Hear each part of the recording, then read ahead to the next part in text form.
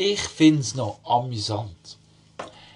In dem Land gibt's, oder auf dem Welt, gibt es Leute, die geben Geld aus, um sich gut zu fühlen. Es gibt Leute, denen kommt es darauf an, was andere Leute denken. Es gibt Leute, die haben keinen Selbstwert.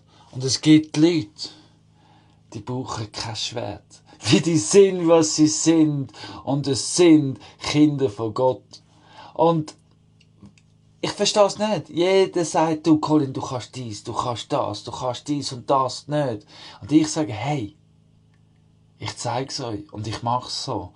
Und es ist mir egal. Weil, wenn ich in den Spiegel schaue,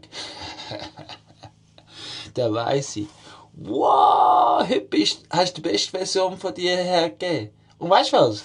Du bist morgen sicher besser. Weißt du das auch? Kannst du das auch? Und sonst, ja, ist mir eigentlich auch gleich. Weil du bist du, ich bin ich. Und das ist jetzt nicht wirklich ein reimendes Gedicht. Aber das Sprüchli vom Tag ist, ich mag, was ich mag. Und ich mag mich selber immer mehr. Und wenn ich daran zweifle, dann weiss ich, ich bin ja Gottes persönlicher Geucht. Wie geil ist denn das?